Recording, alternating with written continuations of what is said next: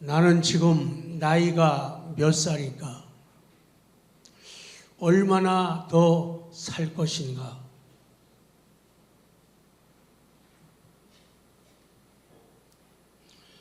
사람들은 사람이 죽는 것을 믿습니다. 그러나 자기 자신이 죽는다는 것은 믿는 사람이 거의 없어요. 남이 죽는 것이고 남이 사고 나는 것이고 남이 고통당하는 것이지 나는 아니야. 그리고 나는 아닐 거야.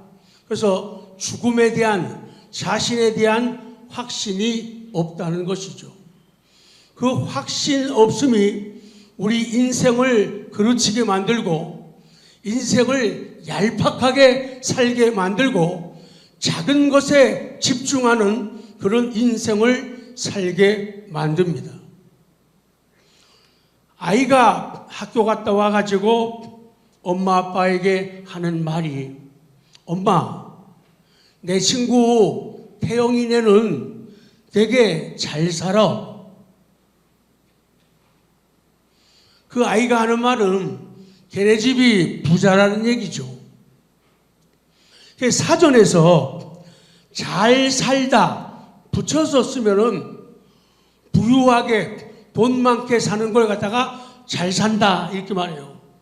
그리고 잘 산다 이렇게 되면은 이거는 잘 지내는 것, 마음도 평안하고 기쁨과 위로가 있고 남들에게도 사랑과 존경받으며 사는 것, 이걸 갖다가 잘 산다 그러는 거예요. 근데 사람들은 이것을 분별을 하지 않고 구분을 하지 못한다는 것이죠. 오늘 은퇴하기 전에 빌립보 4장을 말씀드리면서 사도 바울의 그 권면의 마지막 말씀이죠. 그래서 그 구절로 권면이 마무리가 돼요. 사도 바울이 성도들에게, 빌립보 성도들에게 권면합니다. 성도 여러분, 여러분은 신앙 고백 안에 견고히 서십시오. 신앙 고백 안에 견고히 서고, 두 번째는 성도들과 일치를 이루고 성도들과 상부상조하십시오. 절대로 혼자만 그렇게 하지 말고 다른 사람과 일치를 이루라는 거예요. 그리고 상부상조, 남을 도와주고 남을 세워주고 남을 높여주는 일을 하라고. 그래서 생쥐와 코끼리 이야기로 마무리를 했어요. 내가 코끼리와 같은 존재라 할지라도 생쥐와 같은 사람이 나와 같이 동등하게 서일 수 있고 그리고 그들을 도울 수 있고 함께 할 수 있는 이런 분위기를 가지라는 것이 사도 바울의 말씀의 핵심이에요.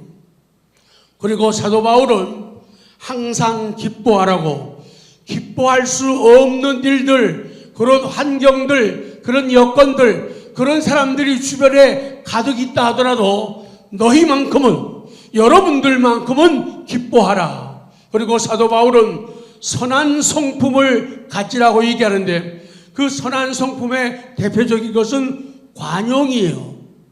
네가 정말로 나이 먹었느냐? 네가 정말로 직책과 직급이 있느냐?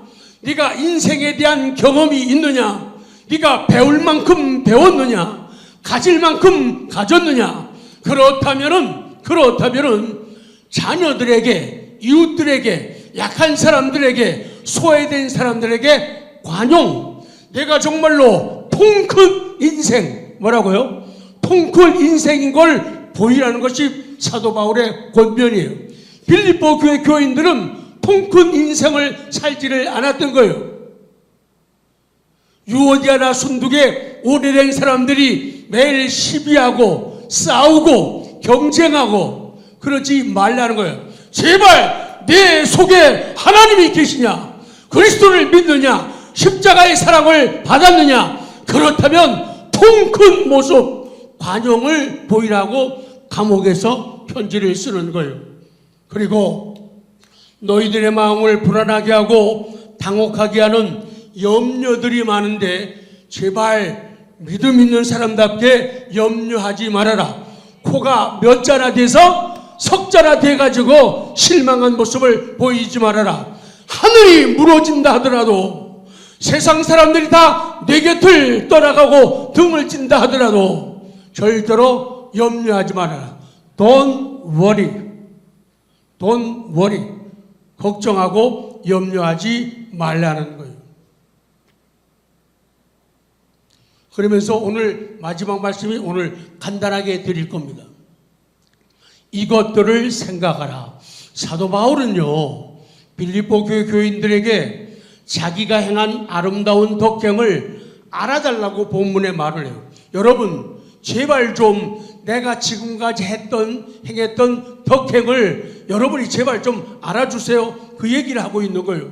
그리고 여러분들도 내가 믿음 안에서 변화되고 달라되어서 덕행을 행했는데 여러분들도 나처럼 덕행을 행하라고 권면하는 거예요. 기억, 좋은 칭찬을 가지라. 좋은 이름을 가지라고 권면해요. 8절 아쉬우니까 시작. 그토록 형제들아, 무엇이든지 참되며 무엇이든지 경건하며 무엇이든지 옳으며 무엇이든지 정결하며 무엇이든지 사랑받을 만하며 무엇이든지 칭찬받을 만하며 무슨 덕이 있든지 무슨 기림이 있든지 이것들을 생각하라. 8절이 무슨 뜻이에요? 사랑받을 만하며 또 칭찬받을 만하며 무슨 덕이 있든지, 이것은 내가 행한 덕행에 대한 주변 사람들의 칭찬, 호평이에요. 내가 선을 행하고 내가 고난과 역경 속에서 십자가의 길을 걸으면서 행했던 이 덕행에 대해서 주변 사람들이 알아봐 주는 거예요. 맞아, 역시 저 사람은 하늘의 소망이 있어. 그리스도의 생명이 저 사람을 장악하고 압도하고 있어. 이걸 보여주고 있는 거예요. 그랬더니 사람들이 그 사람들의 믿음을 칭찬해 주는 거예요. 역시 달라. 옆에 분들에게 좀 해요. 그 집사님의 믿음은 역시 달라요. 시작. 네, 깍쟁이처럼 인색하게 할 줄 알았어요. 좀 통 크게, 좀 팍팍해요. 역시 다를 줄 알았어요. 시작. 나의 덕행에 대해서 다른 사람들이 알아주는 거예요. 자, 그럼 조금만 더. A. 무엇이든지 참되라. 무엇이든지 참되라는 거예요. 처신할 때 참되고 걸맞는 것에 대한 존중을 가지라. 선한 양심의 진실성을 가지라. 사람이 선한 양심의 진실성이 있어야 돼요. 겉과 속이 같아야 돼요. 앞과 뒤가 같아야 돼요. 왜냐하면 하나님은 우리의 중심을 보고 계시기 때문이에요. 다윗이 칭찬받고 인정받고 고난과 역경이 있었지만은 그가 사랑받게 된 것은 하나님이 보실 때 그의 중심이 하나님께 맞았다는 거예요. 하나님은 겉만이 아니라 속을 보시는 분이기 때문이죠. B. 두 번째, 무엇이든지 경건하라. 경건하라 말은, 노블이란 말은요, 고결하다, 귀족이라고 하는 말이죠. 노블, 귀족 출신의 사람을 노블이라고 그래요. 그러니 무엇을 하든지 어디든지 제발 귀족답게 살아라. 뭐라고요? 귀족답게. 없어서 천한 게 아니라 가지지 못해서 천하면 안 된다는 거예요. 내가 가난해도 정말로 힘들게 어렵게 살아도 내 육체에 질병과 아픔이 있어도 내 삶 속에 난처한 일이 많아도 내 속에 하나님 계시다. 그것 때문에 나는 하나님의 백성이야. 나는 하나님의 백성입니다. 나는 하나님의 백성입니다. 하나님은 나를 사랑하십니다. 나도 하나님을 사랑합니다. 이런 귀족적인 신앙을 가지라는 거예요. 조금만 힘들면은 기진맥진해지고, 조금만 힘들면은 던져버리고, 조금만 어려우면은 잠수 타버리고, 조그만 하면 입이 삐쭉삐쭉 나와버리고, 그것은 노블, 귀족적인 신앙 모습이 아니라고 사도 바울은 권면하는 거예요. 그 다음에는 무엇이든지 오르며 하나님의 율법과 말씀에 일치되기 위해서 노력하며 살라는 거예요. 그 다음에 무엇이든지 정결하며, 정결하면 우리가 교단이 대한제수교 장로의 순장이라는, 순장할 때 순장이 피오란 말이에요. 퓨리탄, 퓨어 같은 말이에요. 그래서 무엇이든지 정결하라, 무엇이든지 순수하고 깨끗하라는 거예요. 내 생각 속에 더러운 생각이 들어오지 못하도록, 부정적인 생각이 들어오지 못하도록 생각을 정결케 하라. 이것이 무엇이든지 정결하며, 그런 말이에요. 그 다음에 무엇이든지 사랑받을 만하며, 러블리예요. 러블리. 다른 사람에게 무엇이든지 사랑스럽게 되라는 거예요. 아유, 말하는 것도 이뻐. 옆에 분한테 하세요. 저한테 하지 말고. 아유, 말하는 것도 이뻐. 시작. 아니, 뒷모습도 이뻐. 안 할 줄 알았어. 그 사람 뒷모습 아픈 게 배가 아프습니다. 러블리예요. 무엇이든지 사랑스럽게 보이는. 그래서 다른 사람이 하는 것을 이쁘게 봐야 돼요. 무엇이든지 칭찬받을 만하며, 칭찬받을 만하며, 그 말은요, 무엇이든지 감탄할 만한 사람이 되라는 거예요. 칭찬할 만한 사람. 야, 저 사람은 하는 것마다, 손대는 것마다, 생각하는 것마다 어쩌면 저렇게 이쁜 짓만 할까? 이게 무엇이든지 칭찬받을 만하며, 상대방이 감복하게 하라는 거예요. 상대방이 훌륭하다, 장하다, 그런 말을 하도록 하라. 이런 우리가 다른 사람에게 칭찬받는 사람이 되라는 겁니다. 우리는 벌써 6월이 저물어 갑니다. 이제 2024년도 전반기가 끝이 납니다. 우리는 그러면 후반기에는 어떻게 살아야겠습니까? 어떤 칭찬을 받아야겠습니까? 어떤 이름을 가져야 할까요? 어떻게 하나님을 믿으면 좋을까요? 정말로 짧은 인생인데, 정말로 짧은 인생인데 우리는 어떻게 믿을까요? 우리 교회가 어떤 교회가 되어야 되냐? 사도행전 2장 44절, 욕심과 거룩한 열정으로 시작. 모든 사람이 다 함께 있어 모든 물건을 서로 통용하고 또 재산과 소유를 팔아 각 사람의 필요를 따라 나눠주며 날마다 마음을 같이하여 모이기를 힘쓰고 집에서 떡을 떼며 기쁨과 순전한 마음으로 하나님을 찬미하며 또 온 백성에게 칭송을 받으니 주께서 구원받는 사람을 날마다 더하게 하시니라. 아멘. 제가 47절 하면은 여러분의 아멘이 필요합니다. 하나님을 찬미하며 또 온 백성에게 칭송을 받으니 주께서 구원받는 사람을 날마다 더하게 하시니라. 그거예요. 전도해야 됩니다. 선교해야 됩니다. 근데 더 중요한 거 있어요. 잘 살면은 뭐가 된다고요? 전도가 되는 거예요. 잘 안 살면서 전도하면 전도 안 됩니다. 힘들고 어렵고 불평스러울 뿐입니다. 잘 살면은 사회에 빛이 되고, 우리 한비선 지금까지 이 지역사회로 해서도 엄청나게 아름다운 일들을 많이 해오셨어요. 약한 교회들을 돕고 그들을 위해서 울 줄 알고 그들을 품을 줄 아는 모습으로, 그러면은 그런 모습으로 살게 되면은 사람들은 자동적으로 칭찬하는 거예요. 그래서 기왕이면은 신앙생활하고 교회 갈 거면은 소문난 교회, 좋은 교회 가고 싶은 거예요. 근데 그렇지 못하고 자꾸 유오디아와 순두개처럼 싸우고 다투고 비교하고 경쟁하고 끼리끼리만 이렇게 하게 되면은 좋은 소문이 나갈 수가 없죠. 그러면은 전도의 문은 닫히게 된다는 거예요. 그래서 이제 마지막 결론이 그거예요. 무슨 덕이 있든지 무슨 기림이 있든지 이것들을 생각하라. 이제 덕이라고 하는 말을 설명해야 되고 기림이란 말을 설명합니다. 그러면서 이것들을 생각하라. 무슨 덕이 있든지 이 덕이라고 하는 말은요, 엑설런트라고 해요. 엑설런트. 인간의 도리를 행하려는 어질고 올바른 마음을 엑설런트라고 그래요. 훌륭한 인격을 갖다가 엑설런트라고 그래요.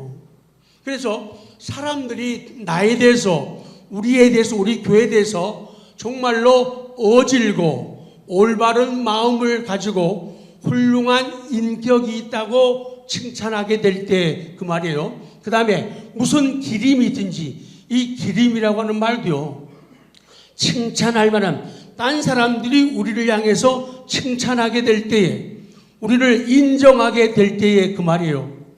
8절에서 말씀하는 것을 이런 거예요. 사랑받을 만하든지 칭찬받을 만하든지 무슨 덕이 있든지 이것은 우리의 덕행에 대한 사람들의 호평이라는 거예요. 덕을 행하게 되면은 호평은 오게 되어 있는 거예요. 그러나 덕을 행하지 않게 되면 세상에 빛이 안 되고 소금이 안 되면은 호평이 아니라 뭐가 와요? 혹평이 오는 거예요. 무슨 놈의 교회가 그래, 이렇게 되는 거예요. 그래서 삶이 중요하다는 거예요. 덕행이라고 하는 말은 어질고 너그러운 행실이죠. 그래서 우리 믿는 사람들은 관용 보이는 게 참 중요해요. 내가 정말로 통이 크고 정말로 믿음이 세련되어 있고 내가 내다본다고 하는 것을 우리는 관용을 통해서, 통 큰 믿음을 통해서 표현하고 나타내야 돼요. 그래서 내 관용된 마음 속에 엄청난 사람들이 들어가야 돼요. 내 관용된 내 마음 속에 김씨도 들어가고 박씨도 들어가고 정씨도 들어가고 양씨도 들어가고 시씨도 들어가고 다 들어가야 돼요. 그런데 내하고 코드 맞는 사람, 나하고 칼라가 맞는 사람들, 그 사람들만 내 속에, 관용 속에다 집어넣게 되면은 옹졸하단 말을 듣는 거예요.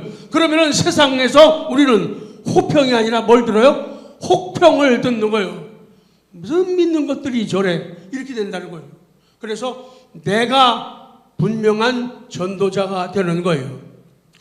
8절의 모든 말씀들은 어질고 너그러운 행실에 대한 호평이에요. 좋게 평하는 거예요. 이 칭찬이라는 거예요. 사람들은 그런 얘기를 자주 하죠. 신앙적으로 그렇다는 거예요. 살기 제일 좋은 동네는요, 말이 그렇다는 거예요. 주안동이에요. 자, 물어볼게요. 살기 제일 좋은 동네가 어디라고요?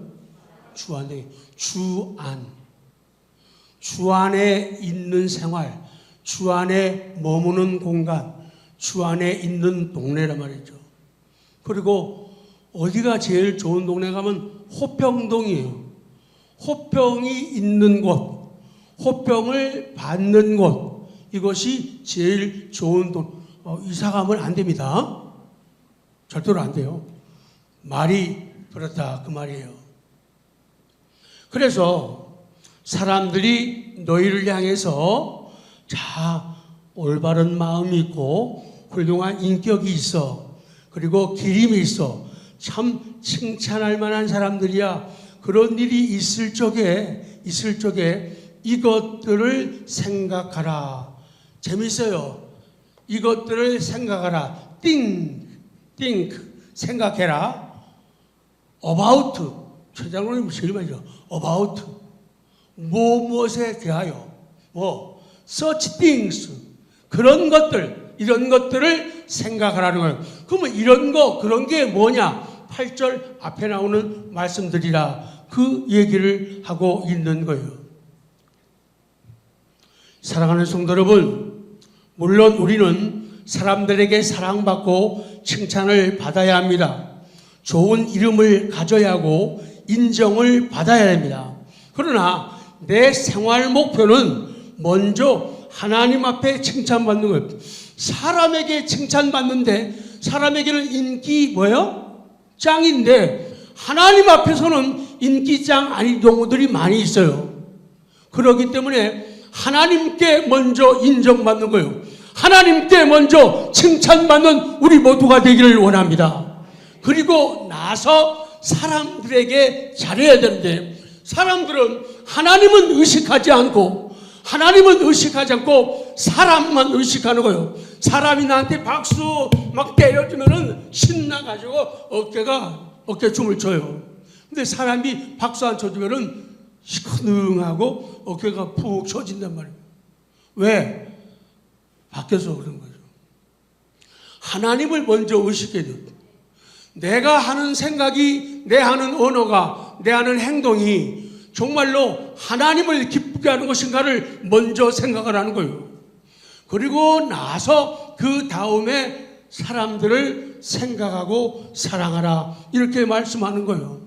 사도 바울이 마지막으로 하는 이 권면의 의도를 아시겠습니까? 바로 그런 이유인 거예요. 절대로 덕을 행하는 동기가 사람의 인정을 받는 것이나 사람의 칭찬을 기대하는 것 되면 이거는 성숙한 믿음, 아름다운 믿음이 아니라 그 얘기예요. 그러니까 찬송에도 이 세상 사람 날 몰라줘도요, 그게 진짜 믿음이라는 거예요. 그게 어른스러움이에요. 이 세상 사람 날 몰라줘도요, 날 몰라줘도 나는 뒤돌아서지 않을 거야. 오직 하나님, 오직 하나님, 오직 하나님, 오직 하나님, 오직 하나님, 이렇게 살으라는 거예요. 이게 사도 바울의 마지막 권면이라고 말이에요. 사도 바울의 마지막 권면이란 말이죠. 여러분 잘 사시기 바랍니다. 돈 많이 받아서 건강하시고, 돈 많아도 건강해도 배워도 결국은 다 결국 끝날 일들이라는 거예요.